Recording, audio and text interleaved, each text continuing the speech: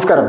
കഴിഞ്ഞ ദിവസം Iran president Ebrahim Raisi അദ്ദേഹം ഒരു ഹെലികോപ്റ്റർ അപകടത്തിൽ കൊല്ലപ്പെട്ടു എന്നുള്ള ഒരു വാർത്ത നമ്മളെല്ലാവരും കേട്ടിരിക്കുകയാണ്.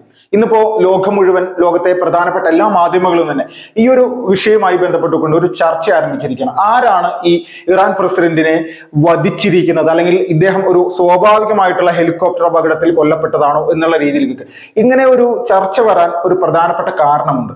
ഈ അടുത്ത സമയത്താണ് ഇസ്രായേലും ഇറാനും തമ്മിൽ വലിയ തരത്തിലുള്ള ഒരു യുദ്ധസമാനമായിട്ടുള്ള ഒരു സംഘർഷം നടന്നത്. ഈ സംഘർഷങ്ങൾ ആരംഭിച്ചിരിക്കുന്നത് ഇന്നും ഇന്നലെയുമല്ല, കുറെ വർഷങ്ങളായിട്ട് തന്നെ ഇസ്രായേൽ ഇറാന് എതിരെയുള്ള നടപടികൾ കൃത്യമായിട്ട് എടുക്കുന്നു. ഇറാൻ ഇതിനെ വലിയ തരത്തിൽ ഇസ്ലാമിക ഭീകരവാദ പ്രസ്ഥാനങ്ങൾ വെച്ചുകൊണ്ട് ഹിസ്ബുള്ള പോലെയുള്ള പ്രധാനപ്പെട്ട ഭീകരവാദ സംഘടനകളെ, ISIS ആണെങ്കിലും അതുപോലെ തന്നെ ഈ പാലസ്തീൻ കേന്ദ്രീകരിച്ച് പ്രവർത്തിക്കുന്ന ഹമാസ് എന്ന് പറയുന്ന തീവ്രവാദ പ്രസ്ഥാനത്തേക്ക് സാമ്പത്തികവും ആയുധവും കൊടുത്തുകൊണ്ട് സഹായിച്ച് ഇസ്രായേലിനെ നശിപ്പിക്കാനുള്ള ശ്രമവും നടക്കുന്നുണ്ട്. ഡയറക്റ്റ് ഇസ്രായേലിനെ ആക്രമിച്ച് കീഴ്പ്പെടുത്താനൊന്നും നമ്മൾക്ക് എല്ലാവർക്കും അറിയാം, അതൊന്നും ഒരിക്കലും നടക്കാൻ പോകുന്ന കാര്യമല്ല എന്ന്. പക്ഷെ ഇറാനെ ഏത് തരത്തിലാണ് ഇസ്രായേൽ കുറെ വർഷങ്ങളായിട്ട് പ്രതിരോധിക്കുന്നതെന്ന് പരിശോധിച്ചാൽ മനസ്സിലാകും. ഇറാന്റെ പ്രധാനപ്പെട്ട ആണവ ശാസ്ത്രജ്ഞന്മാരായിട്ടുള്ള ഏകദേശം 40ഓളം പേരെയാണ് ഇസ്രായേൽ വലിയ തരത്തിലുള്ള പല ഡ്രോൺ ആക്രമണങ്ങളിൽ കൂടിയും അതോടൊപ്പം തന്നെ ഒറ്റപ്പെട്ട ചില ആക്രമണങ്ങളിൽ കൂടിയും കൊലപ്പെടുത്തിയിരിക്കുന്നു എന്നുള്ള ഒരു വാർത്തകൾ കഴിഞ്ഞ കുറെ നാളുകളായിട്ട് പുറത്തേക്ക് വരുന്നുണ്ട്. ഇത് ഇറാൻ ഓരോ ശാസ്ത്രജ്ഞന്മാരും ഇറാന്റെ കൊല ചെയ്യപ്പെടുന്ന സമയത്തും ഇറാൻ കൃത്യമായിട്ട് പറയുന്നുണ്ട് ഇതിന്റെ പുറകിൽ പ്രവർത്തിച്ചിരിക്കുന്നത് മൊസാദ് ആണ്. ഇസ്രായേലിന്റെ രഹസ്യാന്വേഷണ സംഘടനയായിട്ട് അല്ലെങ്കിൽ ചാര സംഘടനയായിട്ടുള്ള മൊസാദ് ആണെന്നുള്ള രീതിയിലേക്കുള്ള നിലപാടുകൾ പലപ്പോഴായിട്ട് എടുത്തിട്ടുണ്ട്.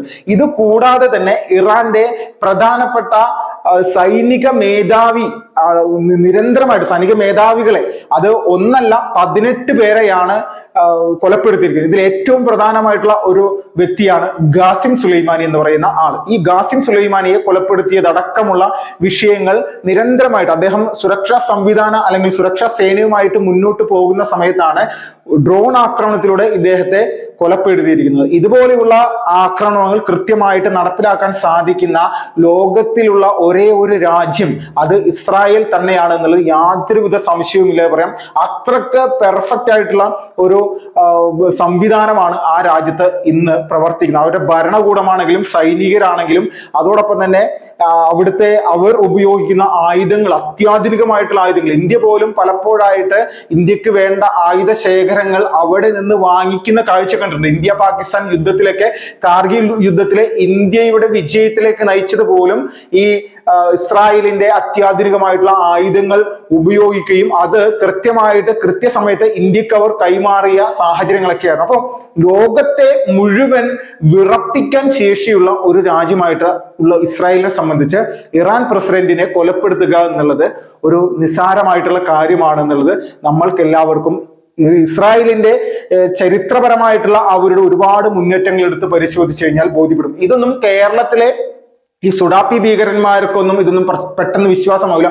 ഇറാൻ ലവ്, ഇറാൻ ഇഷ്ടം എന്നൊക്കെയാണ് ഈ അടുത്ത കാലത്ത് കുറച്ച് പൊട്ടാസ് ഇസ്രായേലിലേക്ക് ഇറാൻ അയച്ച സമയത്ത് ഇവരെല്ലാവരും നിരന്തരമായിട്ട് പറഞ്ഞു, ഇസ്രായേലിന്റെ മണ്ണിലേക്ക് ഒരു ആയുധം ഒരു രാജ്യത്തിന്റെ പതിക്കണമെങ്കിൽ അവരുടെ സൈനിക സംവിധാനങ്ങൾ, അത്യാധുനികമായിട്ടുള്ള ആയുധ ശേഖരങ്ങളെല്ലാം നിർജീവമാകണം. അങ്ങനെ ഒരു സാഹചര്യം ഉണ്ടാവില്ല.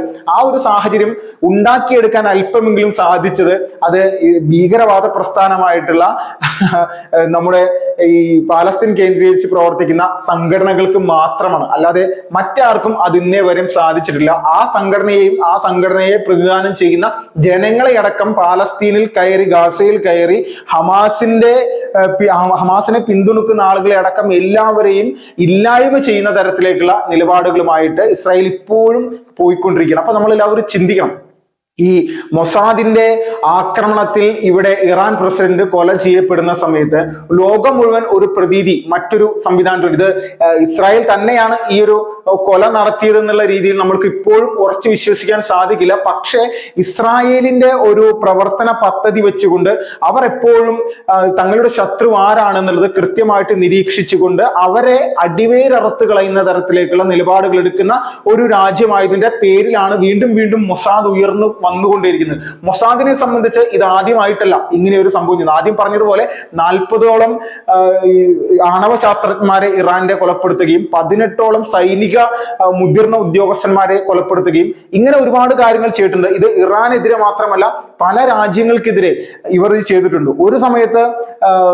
പ്രധാനപ്പെട്ട ഇറാന്റെ അല്ലെങ്കിൽ ഇറാഖിന്റെ ഒരു പ്രസിഡന്റ് ആയിരുന്ന സദ്ദാം ഹുസൈൻ ഒരു സ്വഭാവം ഉണ്ടായിരുന്നു. ലോകത്തിൽ എവിടെയാണോ അത്യാധുനിക ആയുധങ്ങൾ ഉള്ളത് അത് വാങ്ങിച്ച് തങ്ങളുടെ രാജ്യത്തിന്റെ സൈനിക ശേഷി കൂട്ടുക എന്നുള്ളത്. അപ്പൊ ഇങ്ങനെ നിരന്തരം ഈ നമ്മുടെ ഇറാഖ് എന്ന് പറയുന്ന രാജ്യത്തിന്റെ സൈനിക ശേഷി വർദ്ധിപ്പിക്കാൻ വേണ്ടി സഹായിക്കാൻ വേണ്ടി ബെൽജിയത്തിന്റെ ഒരു മിഷൻ ഗൺ ഉപയോഗിക്കുന്ന ഒരു ശാസ്ത്രജ്ഞൻ, അല്ലെങ്കിൽ അദ്ദേഹം പ്രധാനമായിട്ട് വലിയ ഇറാഖിൽ നിന്ന് ഇസ്രായേൽ വരെ എത്തുന്ന തരത്തിലേക്കുള്ള ഒരു മിസൈൽ സംവിധാനം സെറ്റ് ചെയ്തുകൊണ്ടുള്ള ഒരു പ്രഖ്യാപനമൊക്കെ ഒരു സമയത്തുണ്ടായിരുന്നു. അപ്പോൾ ഈ മിസൈൽ ഇറാഖിന് അല്ലെങ്കിൽ സദ്ദാം ഹുസൈന് നൽകരുത് എന്നുള്ള രീതിയിലേക്കുള്ള ഒരു നിലപാടെടുത്തുകൊണ്ട് ഇസ്രായേൽ മുന്നോട്ട് വരികയും അതിന് വഴങ്ങാതിരുന്ന ഈ ബെൽജിയത്തിലെ ശാസ്ത്രജ്ഞനെ കൃത്യമായിട്ട് അവിടെ പോയി കൊലപ്പെടുത്തുന്ന ചരിത്രമൊക്കെ ഒരുപാട് ഈ മൊസാദിന്റെ കഥ പറയാൻ നിൽക്കുകയാണെങ്കിൽ ഒരുപാട് വിഷയങ്ങൾ നമ്മൾക്ക് അതുമായി ബന്ധപ്പെട്ടുകൊണ്ട് മനസ്സിലാക്കാൻ സാധിക്കും. അപ്പൊ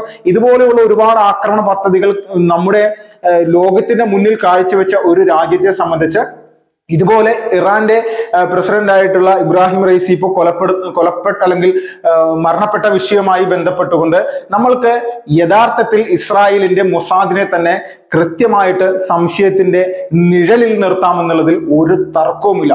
ഇത് നിരന്തരമായിട്ട് ലോകം മുഴുവൻ ഇപ്പോൾ ഒരു ചർച്ച ചെയ്യുന്ന വിഷയമായിരിക്കും. ഈ അടുത്ത സമയത്താണ് അല്ലെങ്കിൽ 3 മാസങ്ങൾക്ക് മുന്നാണ് സിറിയ കേന്ദ്രീകരിച്ചുകൊണ്ട് ഇറാന്റെ പ്രധാനപ്പെട്ട സൈനിക മേധാവി അവിടെ തമ്പടിച്ചുകൊണ്ട് സിറിയയിലുള്ള ഭീകരവാദ സംഘടനകൾക്ക് പരിശീലനം വരെയും കൊടുക്കുന്ന ഒരു അവസ്ഥയുണ്ടെന്ന് ഇസ്രായേൽ അറിഞ്ഞത്. ഇസ്രായേൽ ഉടൻ തന്നെ ഒരു വ്യോമാക്രമണത്തിലൂടെ കൃത്യമായിട്ട് ഈ ഇറാന്റെ സൈനിക മേധാവിയെയും അതോടൊപ്പം തന്നെ ഈ നിലവിലെ അവിടുത്തെ മറ്റ് ഉദ്യോഗസ്ഥന്മാരെയും കൊലപ്പെടുത്തുന്ന ഒരു സാഹചര്യം ഉണ്ടായി.